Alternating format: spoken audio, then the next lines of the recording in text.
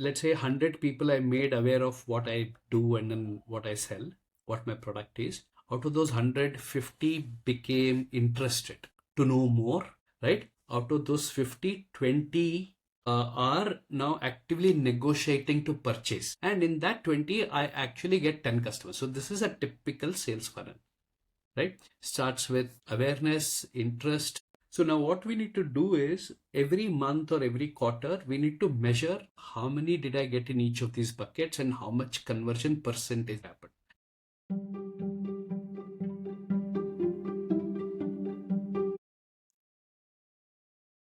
Hi everyone, good evening and welcome to AEIF Podcast series.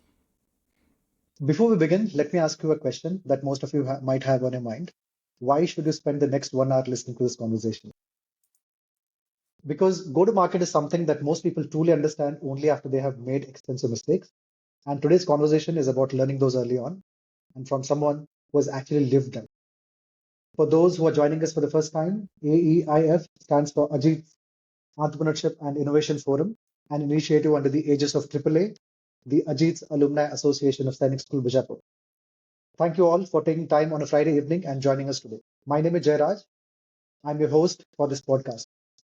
Just a quick line about me. I'm currently the general manager at Garden City Games, a gaming studio based out of India. Today's topic, as I mentioned, is go-to-market strategy or GTM. I feel that regardless of the background, many of the challenges about go-to-market, which is finding the right users, uh, finding the right channels, learning fast, are actually quite universal. So that's why I'm genuinely excited to host this conversation and learn along with you all today. GTM is one of those things founders often hear about early but understand a little too late. At its core, it's about finding the right customers, reaching them in the right way, and learning quickly from every experiment. Whether you're a student, founder, a professional, or someone who's just planning to start up, this session should help you understand GTM in a practical and actionable way and not just theory. And to help us do this, we are delighted to have Mr. Milind Katti with us. Milind, thank you so much for joining us today. Thank you, Jairaj. It's my pleasure. Always pleasure talking about sales and marketing and learning along the way. Yeah. A quick introduction to our guest. In a school circle, he doesn't need introduction, but I'll try to do justice. Take quick 1 minute. Milind has over 2 decades of experience in the tech and SaaS world. He has built and led several companies, most notably co-founding Demandfarm, which grew to an 800 plus strong team member before it was acquired by Jeff Davis in 2018. Today, he is a CEO and co-founder of Demandfarm, a company focused on helping businesses manage and improve strategic accounts. His expertise spans strategic account management, B2B sales and marketing, entrepreneurial innovation, and scaling companies. We are really happy to have him on this podcast today to share his real world experience and lessons on go to market strategies for startups. Thank you, Jairaj. Again, I think it's amazing talking to you about it. Yeah. So, all right, let's start simple. When people talk about GTM, the definitions can vary theoretically. From your experience, how do you personally define GTM in real life? Sure. So it's so it's basically, let's say I have a target. So each of the companies, if you ask me, typically go to what I call as like 0 to 1, 1 to 2, and then beyond 2. 1 and 2 are simply milestones, and typically milestones in terms of either revenue or number of customers. So 0 to 1, let's say, is 0 to 1 is 100 customers or 1 crore revenue or $1 million revenue or something like that. And then 1 to 2 is 1,000 customers, 10 million, and so on. So the idea is GTM, if you ask me, is how do you get to that X number of customers or Y in revenue? How do you get there? Uh, um, the answer to that is actually GTM strategy. so so when somebody come to me with when so say, okay, like with an idea, I said, okay, this is my idea. I said, okay, let's do a thought experiment, and let's say, okay, how do you get your first 100 customers, or how do you get your first 1 crore revenue? Answer to that is your GTM strategy. Now, of course, it will involve branding, it'll involve messaging, it'll involve product marketing, it'll involve customer segment, it'll involve sales, all of that. But at a very high level, how do you get X number of customers or Y number of revenue or both is a GTM. Got it. So essentially, it's how do you reach a paying customer and sell your Yeah. service or goods and make revenue. Now, many early founders might assume that if the product is good, the customers will come, right? At what point did you realize that the product alone was not good enough? Oh, in almost all my ideas. So, and it's a good thing in a way because all of us as founders, when we think about an idea, we are very excited and we should be, right?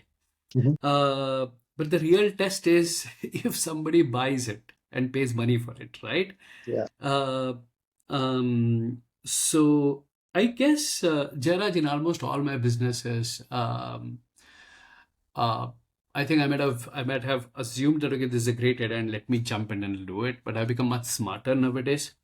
Mhm. But even as late as like when I started my current company in 2017, 18, when we were ready with the product, I went with a GTM I thought I knew, which was my services business. Uh-huh. So I said, okay, I got four people because we were very good at generating appointments, setting up meetings, and setting up demos for me. I said, okay, guys, go set up demos for me. I'll do these meetings. These are four people I put. Then I think in a year I did some 100 meetings, and almost all of them said, "Boss, this is a very good product. I mean, nice product and very good." And then the feedback on demo was very good, but nobody bought. Then I said, okay, what's happening here? Like everybody's saying this is very nice, but nobody's paying money to buy it, right? So that's when I realized that that was as late as 2018, and when I was supposed to be an expert in sales and marketing. So yeah, so then I realized that now I think selling a SaaS product, the customer segment, the channel that you use, the message that you give, the way you generate those leads is very different than whatever I know. And then even today, I think if one thing that changes every second year is GTM. Mhm. I thought I had already, will perhaps cover it later. I thought I'd, I'd got all my marketing tools and then sales tools in place, but AI is disrupting all of this. So I need to learn Understood. everything again now. Got it. So I think discussion on AI is something we'll do towards the end. But just from what you Yeah. said, if you were to summarize for the benefit of our audience, looking back, uh, what is the first hard GTM lesson and something that didn't go as expected? As you mentioned, Hmm. when you Hmm. started Hmm. 2017, 2018, the new company that you thought you never done with these four people, great feedback, but things maybe didn't work. So can we take that as a lesson and basing that as an example right now, what should the Yeah. founders focus on before spending money on marketing or ads or building a sales team? Sure. Sure. So I think uh, as soon as we think that there's a business idea, there's a product idea, and things like that. So I think, as I said, the first thought experiment that one has to do as a founder is, okay, where am I going to get my first milestone in terms of revenue and or customers, number Mhm. of customers, right? So answer to that is a very hard answer. It's not an easy answer at all. So in my mind, I think the first thing starts with uh, what is that customer segment? Yeah. Who I believe will be easiest to get to my first 10 or first 100, right? Mhm. Which sub-segment, and possibly as small as possible, which is that list of 500 customers that will give me first 100, or which is that list of 100 that will give me first 10, Yeah. right? So narrowing down and then trying to define that segment in terms of if it is B2B, I'll define my segment based on size of companies, industry that they belong to, uh, region that they are. So, like, will I go after 100 crore to 500 crore company in manufacturing in India, for example, right? So, that is where I think in the beginning, in the first 1 year, my product will be most easily accepted. Okay. defining that 500, because that defines everything else after that. Okay. So get your segment right, because that will determine how do you get to that segment, what channels. That will determine what do you say, that is your message. And that will determine what's the fastest way to get to them and the Sure. cheapest way to get to them. Otherwise, if mistake that I have seen lot of founders do is, no, my product is so good that it's useful by everybody, which means nobody. So if you think your target market is everybody, then nobody is your market and nobody will buy. Yeah, I think that's a great way to put it. So, as a founder, great idea. The founder is passionate about it. You need to be really sure about what is the segment you want to go after to increase your chances of success. And again, if you are targeting everybody as a customer, it's very difficult to get those paying customers early on to get the traction that you will get as a founder. Yeah. Yeah. I mean, if you may, Jairaj, just to extend on that concept a little bit, if I were to go there. So basically, once I know that segment, right, in terms of how I define it, and not that that segment will be right, we need to experiment, right? And then if we think that this segment is not biting, which means they're not buying, or they're not even becoming leads, then I need to change that segment. So I have to change my assumption. Or maybe they will buy provided I tweak the product to this. My idea had to be pivoted a little bit or modified a little bit. Understood. Because those conversations are helping me actually create a product that market wants. Those early Yes. conversations, right? Yeah. And this segment will also determine, let's say these are mid-size organizations and I'm selling to, what titles am I selling to? Let's say I'm selling to a C-level guys. Then, and therefore my message, okay, what would a 200 crore company, if I'm, let's say I'm selling to a CFO or a CHRO or something like, what message will really work for a CHRO of a 200 crore company in manufacturing, which kind of say takes notice, say, okay, this looks interesting. What is this? When I send an email, when I send an ad, when I send whatever that I send, right? Imagine this, that I don't know, okay, I can be selling in India, I can be selling in the US, I can be selling to I can be selling to manufacturing, I can be selling to banks, I can be selling to everybody, I can be selling to 100 crore company, 1 million or $1 billion company. Then what is that message? Who are you selling to? Yeah. So therefore that the segment is what will kind of make us, and then what's the way of reaching them, number one, therefore which is the channel. What is that impactful message, which is your positioning, right? And what's that value, and why should they buy, kind of a question. All those three things become easier if you define your segment well. Yes. At least for your first 100. Absolutely. So therefore it's very critical. I've seen a lot of founders don't do this and start building a product or spending money. Yeah. So I think let's dig further. That's a great insight. So finding the early customers, paying customers, right? How do we define that segment and how do we reach them? So to talk more about that, I think maybe we can talk a bit about inbound and outbound lead gen and inside sales and field sales, etc. So with that in mind, from your experience, how should early stage founders think about identifying those customers before even choosing the channel or the sales approach itself? Okay. There are a couple of thumb rules, Jairaj. So, I mean, I love 2x2 metrics. So, it makes life so much more easier for all of us. So, let's say my x-axis is complexity of sales, right? Like low and high, right? If you want to make it even more complex, make it as low, medium, high if you want to, right? And then the value of the deal, right? My deal sizes typically, which is maybe low and high, right? So basically what I'm trying to say is I'm selling a 1 crore solution or a 1 crore product, and it's very complex to sell. It will require me to, it's an engineering product, let's say it's a power plant or something like that, which I sell to companies, and then I need to convince engineering, I need to convince CFO, I need to talk about ROI, etc., etc., etc., right?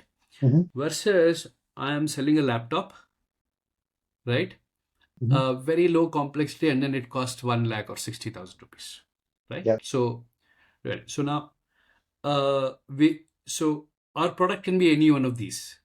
Yes. So typically, as a thumb rule, uh, usually a high complexity should be associated with high value of the Mhm. product, high price of the product.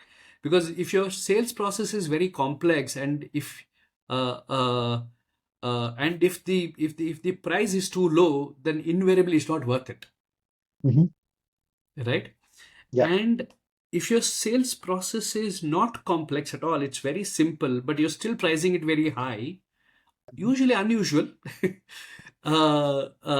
If that's true, then a lot of competition, you might have that advantage only few months though, because everybody will find it attractive, right? Arey, Yeah. this is so simple to sell. I mean, this is so high value, so might as well jump into it, right?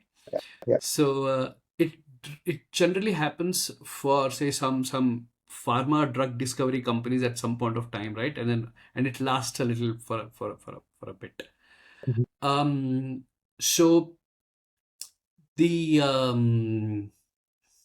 let me try and work this with an example, right? So therefore, if it is a if it is a low value, low complexity, it should invariably be a non-field sales. Either you use a channel Mhm.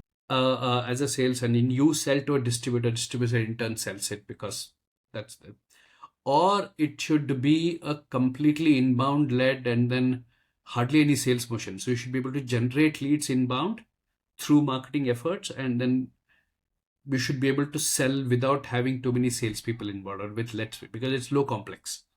Yeah. Whereas if it is a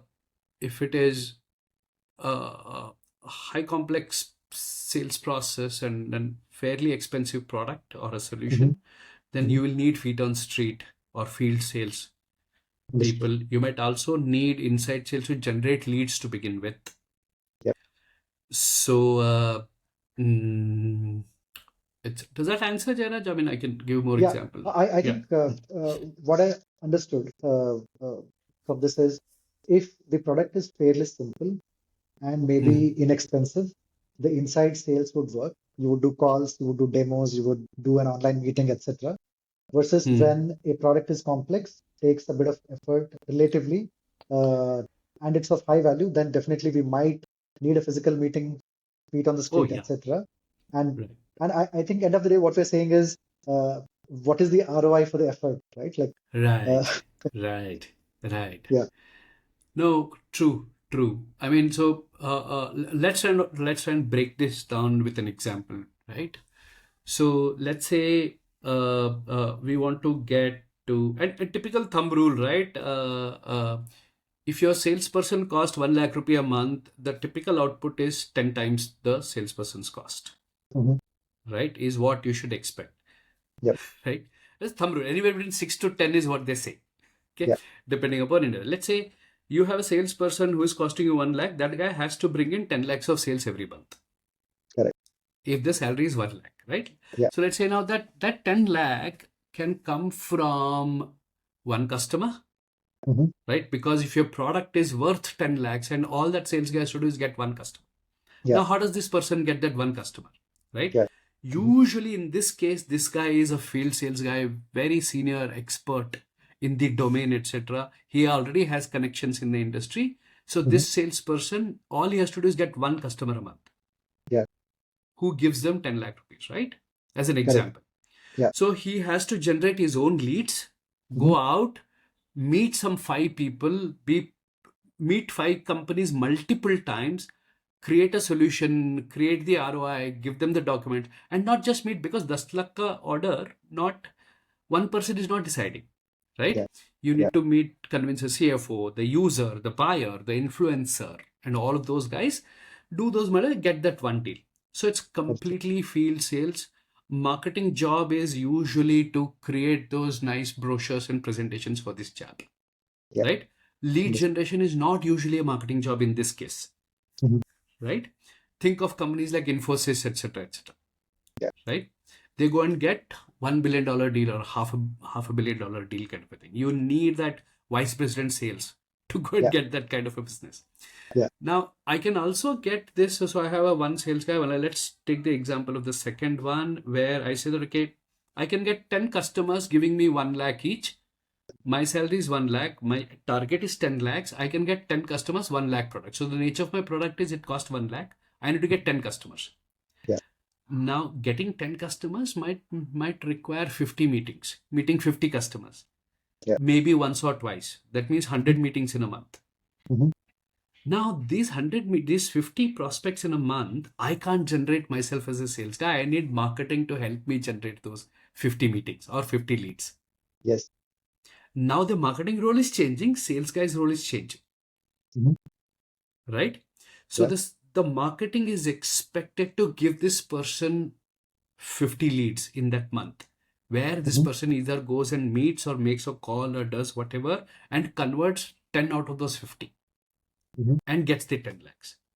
Yeah. Now imagine my product is worth only 10,000, and if I have to meet a target of 1 lakh, which means I need to acquire 100 customers, Mhm. right? Now Yeah. 100 customers, I can't go around and then doing this. This is predominantly, I don't even have a sales guy there. It's Yeah. predominantly a marketing play. They need to ensure that people come onto my website, people ask for come into my shop or whatever. Marketing Mhm. is to ensure that people come to my shop. The shop can be a physical shop or it can be a website, and they Yeah. buy. That is the spectrum. Yes. Yes. Huh? Fair enough. Yeah, I think very clearly you have brought out how do you choose the right customer, what channel, how do you do the lead gen, and what is the sales approach finally you choose depending on the context, the product, the setting, the Yeah, environment in which you're operating. And yeah. now, once all this is in place, how do you really know if the GTM is actually working? After we get all these things in place. Sure. It's a tough one. Mhm. Uh, I don't think Like you'll ever maybe know maybe for maybe sure. if I can rephrase, how do you Huh. test if a GTM hypothesis Yeah, before you actually start scaling it? sure. Sure, sure. No, I think, and this is an ongoing thing, whether you are a $1 million company, $10 million company, or $100 million company, GTM evolves. We need to keep measuring the GTM, right? There are certain thumb rules, Jairaj, and so how do we measure, for example, whether it's working or no?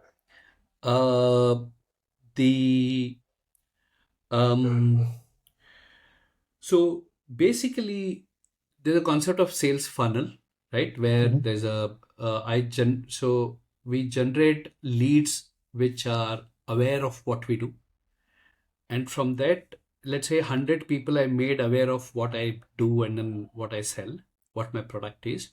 Out of those 150 became interested to Mhm. know more, right? Out of those 50, 20 or are now actively negotiating to purchase, right? And in that 20, I actually get 10 customers. So this is a typical sales funnel, right? Starts with awareness, interest, right? Uh, I mean, there's a purchase intent discussion happening and then actual purchases, actual Yeah. deal closures, right? Yeah. So now what we need to do is every month or every quarter, we need to measure how many did I get in each of these buckets and how much conversion percentage that happened. And Mhm. all of us in our own business have a percentage ratio to say that, okay, my GTM is working, Yeah. right? Now, uh, so all of this again, I calculate backwards. Say again, if I go with the same example where we said that I need to get to 1 crore with 100 customers, right? That's Mhm. my goal. And if that's the target, and then say, okay, fair enough. So, which meant that I need to have 10 customers of 10 lakhs to get to my 1 crore. To get 10 customers, I should actually be giving quotation in practice. So say, I'm doing the reverse funnel now, Yeah. right? Understood. I should be talking to 20 every month, Mhm. which meant that I should create 50 people who are interested in my product, which means I should have 100 leads on top, Mhm. right? So Yeah. that's the whole funnel. Now, so the whole idea is, okay, how do I create 100 leads month over month consistently so that I get 10 customers. Understood. Now, various people play a role in this, and then there are a whole lot of conversion rates that keep happening. Mhm. And then one good measure in all of this, again, that we always keep in mind is what's the cost per lead eventually, Yeah. right? Let's say you get to a sale of 1 crore a month, and then let's say your EBITDA is, say, 25%, which, right? But imagine you spend 20 lakhs to get those 100 leads, Mhm. right? Yeah. This is you're not going to make money, right? At Yeah. some point of time. So basically what you're saying is 100 leads, 20 lakhs. So cost per lead is whatever that comes to, say, to like 20,000. 20,000, I But think. Yeah. by spending 20 lakhs on generating 100 leads, my total sales is 1 crore. Whereas Mhm. my EBITDA is 30%, which means my EBITDA is 30 lakhs. Mhm. Yeah. So 30 lakhs for 30 lakhs of EBITDA, I am spending 20 lakhs on leads alone. So that business is never going to work, right? Yeah. Yeah. Yeah. It's okay Absolutely. if you consciously know that you're spending that money and then say that, Understood. okay, this is the beginning and I have a really good VC who's given me money to Mhm. spend money to acquire customers. Great, but at some point of time, it has to become better. Understood. Understood. So I think the essence is uh, again the ROI. So are you spending a lot of money, burning a lot of marketing dollars to acquire these customers, and what is the lifetime value Uh, that you can actually make from these customers or potential customers? So it's, yeah. I think, just for context for the viewers, typically the B2B SaaS business, what percentage do you think actually convert to paying customers from the leads to actual paying customers? What do you think that number is from your experience? So, um, so typically, in a SaaS product, so lifetime values we usually consider as a 3-year license, right? So if my product is, say, on an average, 10 lakh rupee annual fees, and then so which means the lifetime value is 3 years, is the 30 usually they lakhs? renew for 3 years, so Mhm. which means it's 30 lakhs, and I can't be spending more than so there's something called as LTV to CAC, which is LTV to cost of acquiring a customer, CAC, Yeah. right? Hmm. CAC, LTV to CAC. Yeah. So LTV to CAC, a healthy LTV to CAC is 5. Okay. So which means that I can't be spending more than 5 or 6 lakhs rupees to acquire this customer who gives me 10 lakhs the first year, Understood. right? Yeah. So yeah, sorry if it's getting little technical, but yeah. Yeah. So there are thumb rules for industry to industry. There are thumb rules for manufacturing, thumb rules for SaaS, thumb rules for all of them. But the idea is to know what that is in this industry and Yes. ensure that uh, consistently I'm generating leads. Consistently I'm meeting my conversion ratios from leads to customers, Mhm. and the cost of acquiring these customers is under control consistently. Understood. So that is when I say that my GTM is successful. Yeah. Fair enough. So just to add more details, like we uh, we run a gaming business. So typically when we go Huh. acquire users, so we know that if I'm acquiring a certain user in US during the OND months, October, November, December, I know that I'm Huh. going to compete with a lot of uh, competition out there because everybody wants to encash this particular season. So everybody's going after those same set of users, maybe. Now, let's say you're Hmm. targeting a Hmm. 35 Hmm. female West Coast US kind of a customer. And let's say Huh. the Huh. typical CAC is, let's say, about $5 in this season, right? Now, until unless my Right. product is set up in a way, I'm able to Hmm. uh, get a LTV of, let's say, about $12, $13. So it's not going to make sense for Yeah. me. And if my Right. product is Right. Right. built in a way where I can extract only, let's say, about $2 or $3, and if I'm paying $6 to acquire, it doesn't really make sense to run this business, right? Yeah. Yeah. Yeah. It doesn't. It doesn't. Yeah. Maybe it does in the beginning nowadays, Hmm. wherein you're being funded to acquire customer. Right. So, Hmm. for example, until very recently, Zepto, or still now, Hmm. Zepto loses money on acquiring every customer. But Yeah. at some point, they'll have to make money. Yeah, but I think the lifetime value calculations would really Very high. Yeah, which is true. Yeah, Which is true. yeah. Yeah, So maybe yeah. that is the expectation. So maybe the True, risk and true. reward is high. But yeah, Very high. again, Yeah. not everybody can try that. It's very well funded. Somebody with a high, very long runway could Hmm. do that. Now, a Yeah, common yeah. situation founders typically face is, yes, I like your product, it's great, and they don't want to pay. How should somebody interpret this as a founder? So, It happens very often. mhm, uh, so there are two or three reasons why this could be true, right? One is I think it's almost always right. It's about the value realization or value articulation in both, mhm, right? So uh, every time I'm trying to sell something, either market or sell something, right? So it is never about like what my product is so good and this does this, it does this, it does. It's not about features, right? It's about the benefits that it offers to the customer. Now, uh, more often than not, when customer is saying, "Hey, I like what you're doing, but I don't think I want it now," is a question of uh, either I've not articulated the value or customer genuinely doesn't see value in this right now, yeah, right? And and it's okay, I guess.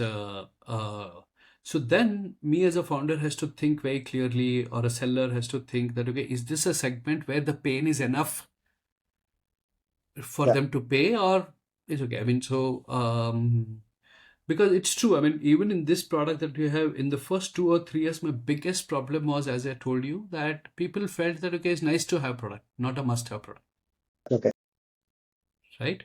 mhm, It's a very good product. The problem exists for me, but I'm okay not to solve it. okay, I can do it with, it's not that I'm not solving it. I can do with an Excel sheet or a spreadsheet or a human being rather than a software. I'm yeah, okay with it for now, yeah, right? So, so it's usually a value articulation or a value realization or both. When somebody says, okay, it's a great thing, but I'm not buying. that's true. So, yeah. I think I read somewhere, how do you really, when does somebody actually pay for it? Yes, there is a pain, but does it pinch enough that he or Yeah. she is willing to pay for it? Now, if the value is 4x more than like what the pain is, I think it's most probably, and again, if it's irreversible, maybe Yeah. the propensity to adopt might go up dramatically. So Right. now in this case, let's say there is a situation where the product is great, people like it, but they think it's not, maybe it's too early or it's not for me, or maybe I'm not the customer. So how does one decide when to pivot if this GTM doesn't work, or maybe, or do you just stay patient and keep iterating? What do you think is the advice here? No, I think, I guess if there is one skill for a founder, Hmm. it is this: to identify whether to persist with the same product and then the same market segment and with the same value prop. Hmm. Now, these are the three things on which everything, like product, value prop, and the market segment, right? Yeah, The ability of and let's say something is not working. yeah, Now, a successful founders are those who based on all the customer conversation can read between the lines and then figure out which of the three is the problem here. mhm, Is it the product, is it the segment, or is it the value prop yeah, or value proposition, right? yeah, yeah. uh Usually it's two out of the three. Right. Now, if as a founder, if I'm able to recognize it, then I'll change that piece. Okay. I'll change the segment, for example.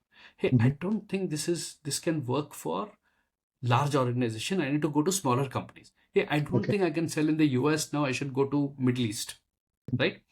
I Yeah. don't think I can should be selling to manufacturing, but I should sell to pharma, for example, or somewhere, right? So what is Understood. that insight when you see Mhm. this, right? Or you say that no, I think consistently this segment is asking for this change in the product, and that's my insight. Therefore, Yeah. I'll change the product a little bit, Mhm. either by completely or whatever little tweaks that I make, right? Mhm. Or These people are not understanding what I'm trying to say, which is a value prop problem, Yeah. an Yeah. articulation problem, right? Understood. But we as founders, we as marketers, we as sellers should be so egoless, Jairaj, that Mhm. we should listen to every single customer conversation so carefully Mhm. and with no ego of mine to only then I'll be able to spot that insight. Understood. Okay, and this happens with every product. I mean, so you listen to Zomato founder Mr. Goel's early discussions, 2011, Mhm. 12. You talk to Okay. anybody, any successful product today, right? Mhm. They would have gone through this in the beginning and they have made Yeah. changes into one or two of the three. Understood. Yeah. Can you give an example from your real life, if that's, Oh, yeah. if time permits? Yeah. So, um, so for me, right in the beginning, I think not in the beginning, somewhere in 2020, 21, and it was a very, very expensive mistake for me, Jairaj, that I think I got excited saying that I'm now ready for enterprise sales in the US, right? Mhm. Uh, because of my ego, because I thought I know sales and marketing well. Trust Mhm. me on this, Mhm. right? I got little ambitious and I thought because 2018 I had sold a sales and marketing services company, so I believed that I knew stuff. So I thought I should go after enterprise customers, and we did. Uh, when you want to sell to large organization in US, as I told you, you will need salespeople in the US if that's your Mhm. market, right? And you need to do a lot of brand building, Mhm. right? You need to talk to Gartners and Foresters, and then really thought leaders should be talking about your product. Yeah. Only then a large customer. Until then, we were dependent on an inbound motion. We were targeting only mid-market customers, right? So fairly set sales motion and marketing motion where people used to search for key account management software. They'll come onto my website. We do demo from here. I didn't have any sales guy in the US or nothing like that, nothing fancy. The whole marketing spend was only on demand generation, lead generation, right? Sales Yeah. were fairly simple. My people are coming in, right? So the moment I said, okay, let me go after large, then they don't come and fill form on your website. Large Yeah. companies, you need to go to them, right? Yeah. And when you go to them, you need to show the credibility, which meant that Gartner or Forrester or some big guy has to talk about you. Yeah. That means we had to spend a lot of money on events. We participated in Gartner CSO Summit. We participated in events and put a banner there and created brand and so on, right? But none of it worked. We were not ready. Yeah. So I spent a lot of money in those 2, 3 years with hardly any results. And then I switched back to mid-market inbound sales motion. Mhm. Yeah, that's a mistake. So, but luckily, I could realize that okay, something is going wrong in 18 months, and I cut Understood. that cost. And then I should have done that. First of all, I should never have done this. Mhm. Even if I had done this should have been an experiment of only 6 months and not 18 months. Yeah. Yeah. So, yeah. So just staying with that thought, what is that early on, that quality signal that you sensed? You said, you know what, 18 months, I think this is not cutting it. Like, what is that Because, moment? yeah. So, what happened, na? And unfortunately, I also got lucky with one large customer in the first third month only of this experiment. And I Okay. thought that's a signal. It Yeah. was not. It was Beginners fluke. like, Yeah, beginners. So what I saw was, see, if you can't get quarter over quarter consistently, as I said in this, like leads to conversation to conversions, Mhm. right? I could Mhm. clearly say I had spent 4 or 5 quarters in this effort. I could never mathematically say that, okay, in my next quarter, I'm going to get X leads of enterprises or which means X opportunities, X closures. I could never get that predictability. Yeah. And if you don't get that predictability, that means something is wrong. Understood. So, and then I said, okay, I think, and also I was running out of money. That had So, to so change. I that, didn't have money to spend anyways. yeah. All right. So really appreciate you sharing that. Now, talking about predictability, I think the only thing predictable is that there is going to be change. And Hmm. the talk in the town is about the AI impacting all our lives across everywhere. And Yeah, it's no secret that AI is almost everywhere now across all the fields. And this morning I was yeah, just browsing through a website, Demandfarm. I couldn't help yeah. but notice the phrase AI part key account management tool. Okay. Right, So right. now I know AI changing nearly every aspect of how startups operate today. In fact, I have seen this Sure. firsthand. Last 1.5 years, it's dramatically changed the way we write code and go to market with these features. So, Yeah. from your perspective, in for your company, how is AI impacting your GTM, and has it specifically influenced your operations or demand farm? Oh, yeah, significantly. I think I have. How does AI impact a business is another podcast in itself. But let me stick to GTM, Jairaj, right? Business Okay. operations, it has, yes, it has helped me. Engineering, it has helped a whole lot of things. As I said, that's a very different topic. I had Mhm. to pivot my product completely to make it AI first, user Yeah. first product. I Mhm. think there's a long article and then a fairly risky one that, but I don't have the results for me to say that, okay, I have succeeded. Therefore, let me not talk about it now. Yeah. Um, um, but on the GTM front, yeah, significant change I am already seeing. And uh, and the real answer is we still don't know, Mhm. right? What we know is that a lot of stuff that used to work earlier is not working or might Yeah. not work in future. Mhm. For example, just to give a very simple example, for 5 years I have depended a lot on and took pride in my SEO, right? Today, if you go and search for key account management software or anything, account planning software, etc., all over the world, we rank number one, and I've done a lot of hard work to rank number one. Mhm. But the problem is, in future, people are not searching for best key account management software or key account management. They're saying that, okay, and even when they do, they're asking Gemini this, they're not doing Google search, which Understood. means that Gemini just answers the question. So me ranking might not even make sense, Yeah. right? So what Yes. do I do, right? And I'm waiting for Google to figure out what are they going to do, because their revenue model is also threatened now, right? Yeah. Yeah. So yes, so now we've worked well, and then we've fairly succeeded in even a Perplexity or an OpenAI chat GPT when they ask a question about key account management, we feature in the answer, Yeah. right?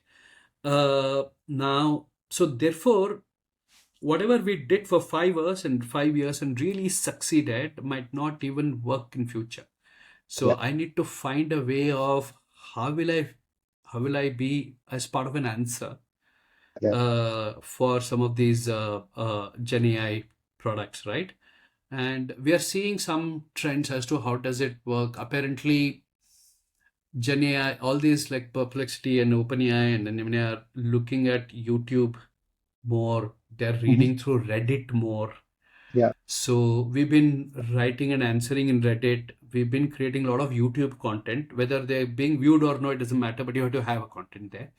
Yeah. So, but we're still we don't know why will OpenAI make my product and my name as part of an answer. We Yeah. don't know. We're experimenting. We're Mhm. learning. And that's an example. That's an Yeah. example, right? Yeah. Yeah. So the way it's going to impact your GTM is this, right? So uh, we've seen products like Clay completely change the marketing software that existed, Mhm. right? We are seeing products like Gong, which are AI first product, completely changing the. So my GTM tools that I used, Jairaj, for my own company are completely changing, Got it. right? I spend money on SEO, I spend money on Google AdWords, I spend money on LinkedIn ads, right?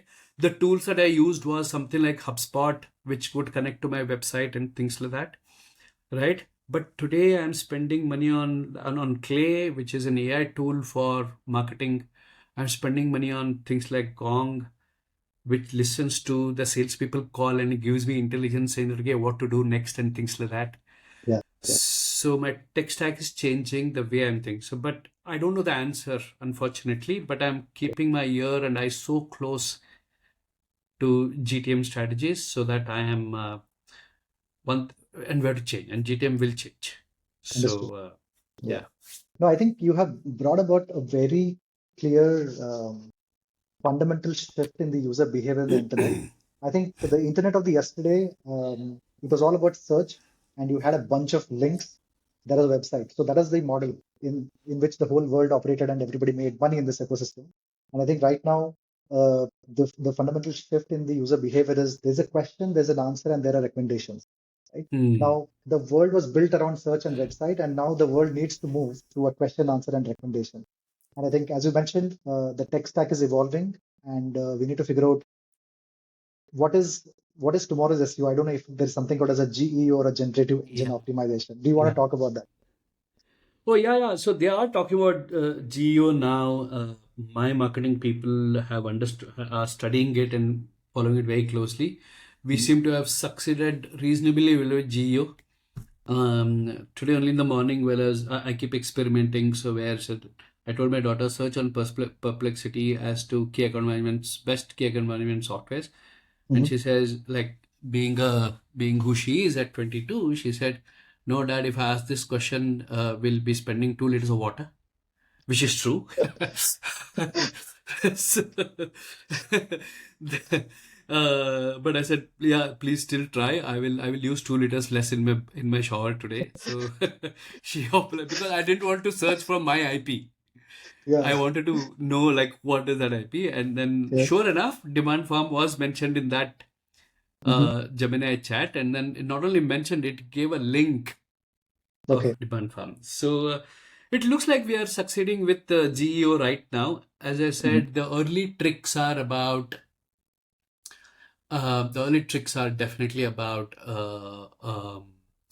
see, end of the day, your videos, your content, your answers Mhm. on various mediums uh, should be meaty, should be substantive, that people like it, right? So Yeah. therefore, what I write about my product or the area in which we operate, what video we make about the area in which we operate, if more people watch it, if more people are answering it, if I am answering questions asked about what in my area of business, is the only way to kind of keep at it. I mean, so it's a hard work and it's a very Mhm. intelligent work.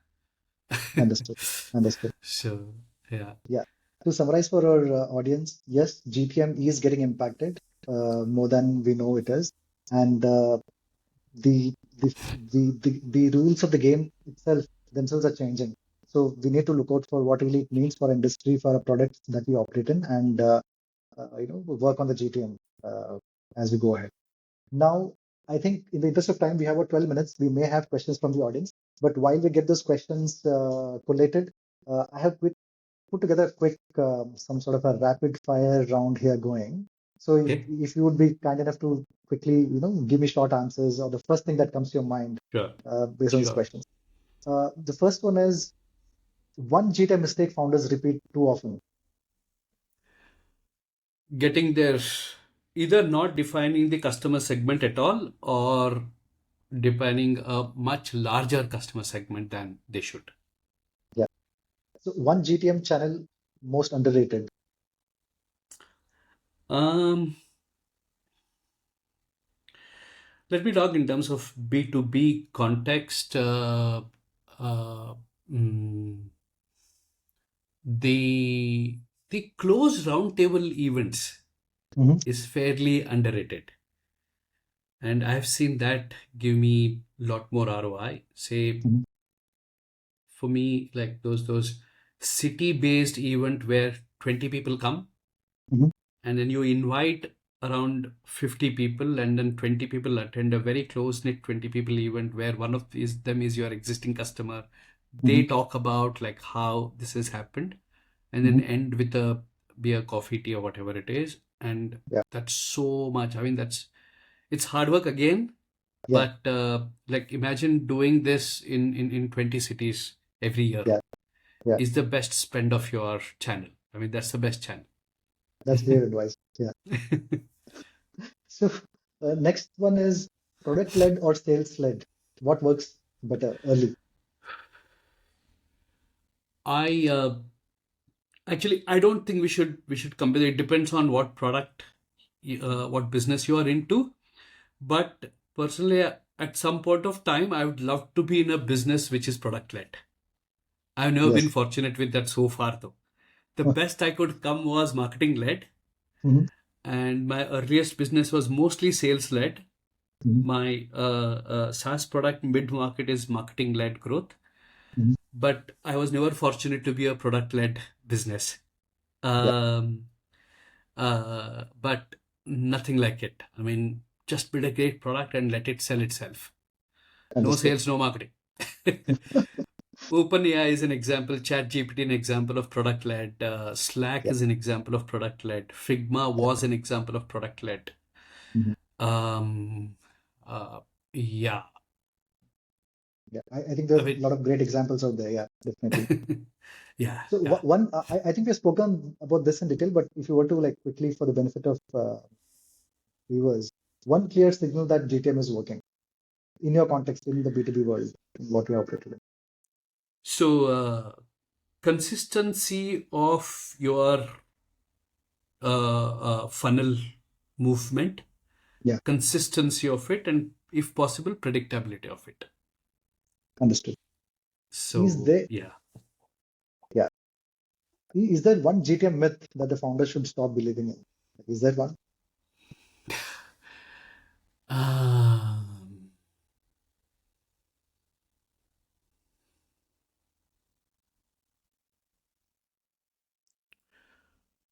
uh, actually, usually the biggest GTM myths are about just believing in GTM is when five or six things, major things have to come together, get orchestrated, and dance in a way that it makes sense, right? Yeah, yeah, Lot of times the myth is when I get just one right and then believe that's how it is, yeah, right? Uh, for example, I believe that okay, like this is the product. I mean, so a great idea. I mean, yeah. or I believe that I got a great CMO, everything will be fine. Mhm. Or I got my first two customers and then it's everything is okay. My GTM is set. Um, it's an orchestration of multiple things, at least three or four things. As I said, Yes. the product, the message, the channel, the customer segment, the value proposition. Mhm. And once they all start dancing in a this thing, it's beautiful to watch, but it's so Yeah, hard. And then just getting the myth is only one or two of these getting it right and believing that it's working is a and more, that's a myth that everybody makes at this mistake. I don't know if I'm making sense yet. yeah, yeah, yeah. No, I understood. I think it's so GTM is this complex beast that we need to get it working from all the angles. It's just not the initial traction or the beginner's luck or a few things work. So Hmm. it is the strongest signal I think would be in any business. I think the consistency in the metric or the signal that really matters. Let's say if it's leads for somebody, then the consistent number of leads, if that is a metric we are interested in. If conversion Hmm. is a metric that Hmm. we're interested in, it's a consistent conversion of metric over a period of time. I'm talking time series, Yeah. right? And Yeah. yes, we may not know it all when we start as a GTM. So it's always it helps to take cognizance of the fact that if things are not working, whether it's a product or a segmentation or a value prop, so how do you now Yeah. pivot? So Yeah. listening to the customers very closely without any ego, I think that helps in a long way. Yeah. Yeah. Yeah. Jairaj. All right. So it was such a great conversation. I really enjoyed it. I'm sure the audience will like. So what we'll do is we'll quickly take few questions if you have any in the chat Sure. window. I'll quickly go through Sure. the Sure. Sure. chat. So there's one question. How much should one spend on GTM as a typical percentage of revenue? So Um, just to keep it short, like you said, LTV to CAC should be about 5-6x. Does that really sort of that's for SaaS only though. yeah. I mean, uh, actually, it depends on industry to industry. Mhm. Uh, typically in manufacturing, business, it's usually in single digit percentage is your Yeah. GTM cost to sales. Mhm. Mhm. In a consumer business, it's so much more higher, right? Mhm. Yeah. We know that, right? When there's some people make a joke out about saying that, okay, you know what, it costs only 1 rupee to make a Pepsi, but it sells for 20 rupees. Yes, Yeah. that's true because it requires a Sachin Tendulkar to sell it. Yeah. I mean, so GTM cost in a consumer business, right, Yeah. is Mhm. significantly higher, perhaps 40-50%, Yeah. right? That's true. Whereas GTM cost in a manufacturing business is single digit numbers. In a SaaS, as I told you, is around perhaps 20%, 30%. So, I think uh, pharmaceuticals could be another great example yeah, where the cost yeah. would be less than 1% or two, maybe. And Right, right. yeah, Because it takes 10 years to discover a drug in the first place. They would already spent yeah, $1 billion in discovering it. yeah. So there's no one rule there, but each industry has certain thumb rules. So yeah. Understood. So before we wrap up, I think we have a couple of minutes. So one thing I Sure. had on mind was to discuss about GTM across industries. So what we discussed mostly here is in the context of SaaS, and you Hmm. did try and take Hmm. examples from the other industries as well. So Sure. uh, yeah, so what stays the same in GTM across industries, and what changes completely? Like if maybe we can throw some Yeah. light on that. I think whatever I've talked, whatever we've discussed, Jairaj, I've tried to keep it as generic as possible, which is Mhm. industry agnostic, right? Yeah, yeah. For example, irrespective of the domain and the industry, the concept of segment remains universal, right? Mhm. I'm making a pump or I'm making a valve or I'm making whatever, right? Or a medicine or drug or whatever. So Mhm. doesn't matter. The concept of segment is extremely crucial. The concept of value proposition is critical. The concept of channel to choose to go to market is Mhm. crucial. Yeah. Uh, the your what motion, right? I think the motion that you talked about, it is product led motion, sales led motion, or marketing led motion. I think Mhm. let me, if you're okay, let me spend a minute or two on that Please, please. because I guess this to our viewers, right? So when we conceive a product, when we look at the segment, when we look at the price points at which we are selling, right? Uh, uh, there are certain products in the world where you just release the product, they sell by themselves through word of mouth or through this, like example being WhatsApp as a product or ChatGPT as a product, right? These are Mhm. called as product-led growth, right? Yeah. ChatGPT didn't even have salespeople or marketing people. WhatsApp never had sales and marketing, no GTM at all. So if it is a product-led growth, you have no GTM. The product Yeah. itself is a GTM, right? Yeah. Yeah. But they are far, far in between. Very few products and companies are like that. But typically, what we've seen is a sales-led motion and a marketing-led motion. What it typically means is, I covered that a bit. Marketing-led motion means that the market is very large. The value of my the price points are somewhere mid-range. It's not a very high price point. Mhm. Complexity of sales is low, right? But the market is large. So what I do is I spend a lot of budget on marketing to create awareness so that people come and I'm creating an interest, and then buying process is fairly simple, Yeah. right? So that is typically called as a marketing led motion, Mhm. right? Yes. Whereas if the product is fairly complex and what you sell is a very high value item, and then if you see, Mhm.